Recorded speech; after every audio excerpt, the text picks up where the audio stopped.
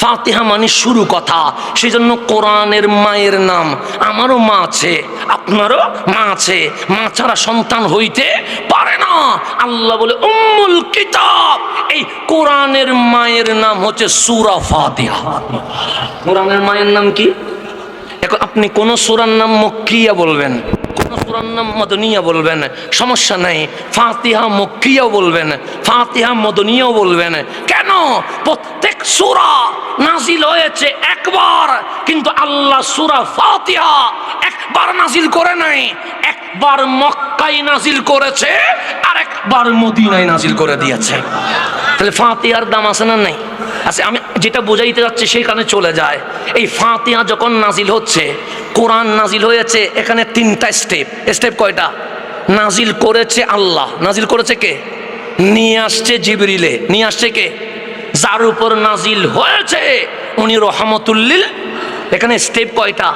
তিনটা। আল্লাহ দিয়েছে, জিবরিল নিয়ে এসেছে, আর জিনার বক্ষ বহন করেছে উনি রহমতুল্লিল। তা আল্লাহ বললেন জিবরিল আজকে আল ফাতিহা নিয়ে যাওয়া, যেটা আমি কাউরে দেই নাই, সেটা আমি হাবিবুল্লাহরে দিব। জিবরিল বললেন লাব্বাইক। যখন আল ফাতিহা লৌহে মাহফুজ থেকে নিয়েছে, জিবরিল রওনা হয়েছে। আল্লাহ বললেন আইনা তাজহাব, যাচ্ছ কই? জিবরিল বলে ইলা রাসূলিল্লাহ, তোমার কামলিওয়ালার কদমে। কি নিয়ে যাও? আল ফাতিহা নিয়ে যাচ্ছি। একলা যাচ্ছ? একলাই যায়। আল্লাহ বলে একলা যাও কেন? মালিক সূরা ইখলাস একলাই নিয়ে গেছিলাম, সূরাতুল কাউসার একলাই নিয়ে গেছিলাম, সূরাতুল বাকারা একলাই নিয়ে গেছিলাম, সূরা লুকমান একলাই নিয়ে গেছিলাম। আল্লাহ বলে সূরা ফাতিহা একলা নিয়ে যাইও না। এই ফাতিহা নেওয়ার সময় ৭০,০০০ আসমানি ফেরেশতার মিছিল নিয়ে চলে যায়।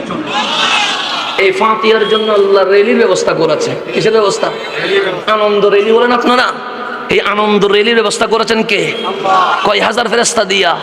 এখন বলেন সূরা ফাতিহাতে আয়াত কয়টা? আয়াত কয়টা? ৭টা নেই। ৬টা হওয়া যায় না? ৬টা হইলে সমস্যা আছে। ৮টা হওয়া যায় না? আলহামদুলিল্লাহ বললে ওয়ালা দলিন পর্যন্ত ৭খানা আয়াত হয়।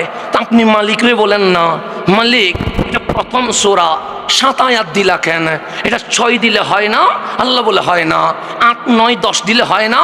আল্লাহ বলে হয় না। মালিক কত? আল্লাহ বলে ৭ই হবে। আমি বললাম মালিক কেন? আল্লাহ বলে ও বান্দা, ফাতিহার সাথে ক্লোজ ফ্রেন্ড কর, বেস্ট বন্ধু বানায়া ফেল। মালিক কেমনে? আল্লাহ বলে ফজরে ফাতিহা পড়, জোহরে ফাতিহা পড়, আসরে ফাতিহা পড়, মাগরিবে ফাতিহা পড়, এশাই ফাতিহা পড়, জিয়ারত করলে ফাতিহা পড়, কাজ শুরু করলে ফাতিহা পড়। আল ফাতিহাকে বাদ দেস না। যখনই কোনো ভালো কাজ স্টার্ট করবি সে ফাতিহা পড়বি। যেখানে পেটে ব্যথা হোক, অসুখ হোক, সেখানেও ফাতিহা পড়বি। যেখানে জিয়ারত করবি সেখানেও ফাতিহা পড়বি। ফাতিহাকে ক্লোজ ফ্রেন্ড বানা। আমরা বললাম মালিক কেন? ফজরে বাদ দিব না? আল্লাহ বলে না। জোহরে? আল্লাহ বলে না। আসরে? আল্লাহ বলে না। একবার পড়িস না, প্রতি রাকাতে পড়বি, যেন আল ফাতিহা বাদ না যায়। আমরা বললাম মালিক কেন? আল্লাহ বলে আমি কে? আমি বললাম তুমি রহমান। আমি কাল হাসরে আলাইসাল্লাহু বিআহকামিল হাকিমিন, বিচারক হব, তুই আসামি হবি। হয়তো তোর নামাজ আমি পছন্দ নাও করতে পারি, তোর রোজা হয়তো কবুল নাও করতে পারি, তোর ইবাদত হয়তো গ্র্যান্টেড নাও হতে পারে। তা আমি মালিক যদি বিচারক হইয়া তোরে জাহান্নাম লিখে দিয়ে যদি বলি যা ইলান্নার, জাহান্নামে চলে যা, ফাতিহার সাথে বন্ধুত্ব করলে লাভ কি হবে জানিস? আমরা বললাম মালিক কি হবে? ফাতিহায় আয়াত কয়টা? আমরা বললাম ৭টা। আল্লাহ বলে জাহান্নামের দরজা কয়টা? আমরা বললাম ৭টা।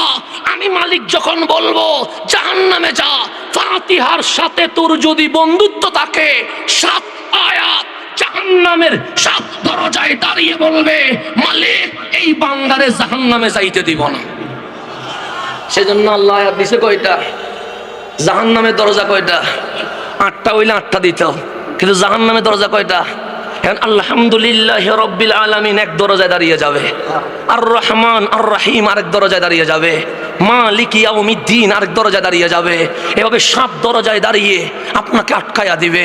আল্লাহ বলবে এই ফাতিহা আমার বান্দা, তার ইবাদত আমার পছন্দ হয় নাই, তাকে আমি জাহান্নামে দিয়ে দিচ্ছি, তুই সরে যা।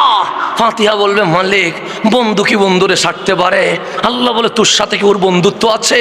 আল্লাহকে তখন ফাতিহা বলবে মালিক, ফজর এসে আমারে ভুলে নাই, জোহর এসে আমারে ভুলে নাই, আসর এসে আমারে ভুলে নাই, মাগরিব এসে আমারে ভুলে নাই, এশাই আমারে ভুলে নাই, যে দুনিয়াতে আমারে ভুলে নাই, আজ হাসরের ময়দানে আমি কেমনে বলি?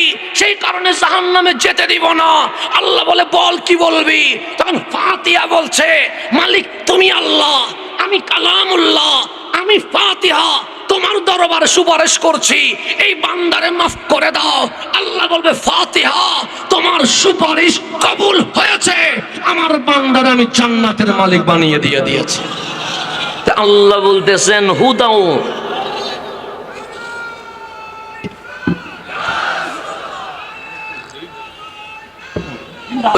তাকবীর আপাতত তাকবীর কমাই দেন, সময় কম, সময় খুব দ্রুত চলে যাচ্ছে, শীতকাল তো সময় খুব দ্রুত যাচ্ছে।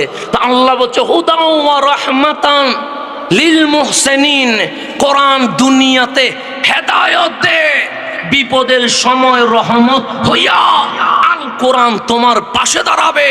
সবাই যখন তোমারে ভুলে যাবে, কোরআন তখন তোমারে ভুলবে। এরপর আল্লাহ বলছেন বান্দা সফল হতে চাস? আমরা বললাম মালিক সফলতা কারে কয়? আল্লাহ বলে তুই বল না। আমি বললাম মালিক গোল্ডেনে প্লাস পাওয়া, এটার নাম সফলতা। ইউনিভার্সিটিতে চান্স পাওয়া, এটার নাম সফলতা। ডাক্তার, ইঞ্জিনিয়ার, লয়ার হওয়া, এটার নাম সফলতা। অ্যাডভোকেট হওয়া, এটার নাম সফলতা। এমপি মন্ত্রী হওয়া, এটার নাম সফলতা। মেয়র, কাউন্সিলর হওয়া, এটার নাম সফলতা। আল্লাহ বলে আমি বলবো? আমি বললাম মালিক বলো না।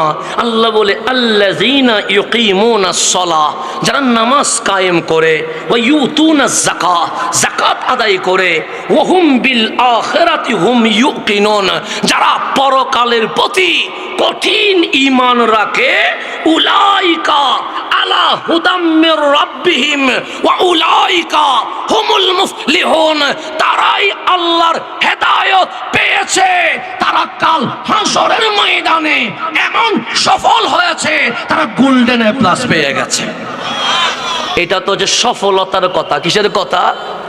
এখন আমরা সফল নই, আমরা বিফল হয়েছি। এই সূরা লুকমানের 6 নম্বর আয়াত, যেটা আমার আলোচনা, আমার কথা বুঝেন। আমি কিছু কথা বললে কি রাগ করবেন? রাগ করিয়েন না আমার কথায়, কারণ কিছু কথা বলা দরকার। হক কথা না বললে দুনিয়ায় অপরাধী না হলেও আল্লাহ এবং রসুলের দরবারে অপরাধী হওয়ার সম্ভাবনা আছে না নাই? আছেন। গভীর মনোযোগ। আপনি মুসলমান, এতে কোনো সন্দেহ আছে?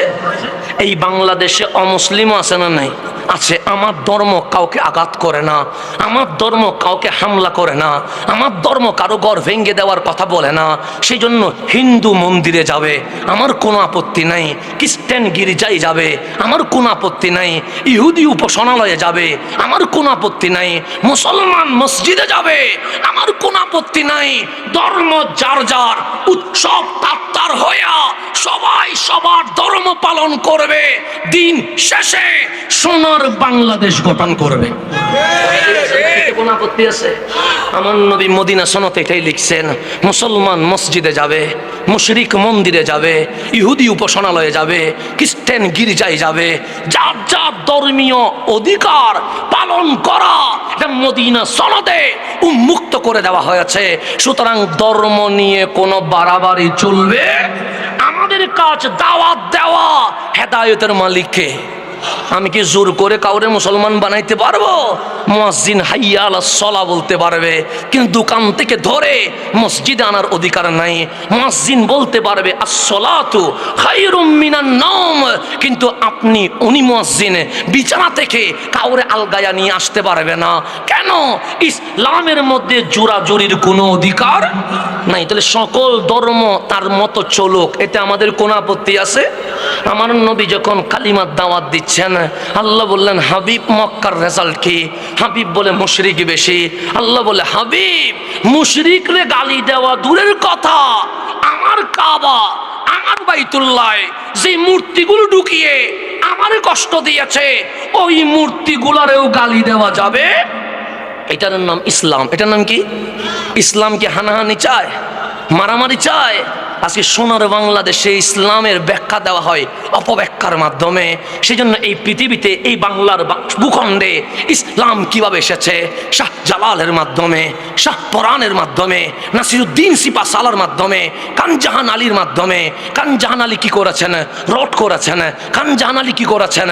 পুকুরের ব্যবস্থা করেছেন। খানজাহান আলী কি করেছেন? বিদ্যালয়, প্রাইমারি স্কুল দিয়েছেন। খানজাহান আলী কি করেছেন? হাসপাতাল দিয়েছেন। তো মানুষ বলতে লাগলেন, উনি কে যিনি আমাদেরকে রোড করে দেয়?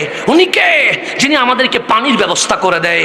উনি কে যিনি অশিক্ষিতকে শিক্ষিত বানানোর জন্য স্কুল দেয়? উনি কে যিনি রুগীদের জন্য হসপিটাল দেয়? সবাই এসে বললেন, আপনি কে? আপনি যদি আমারে জিজ্ঞেস করেন, আমি বলবো আমি হাসান আজহারি।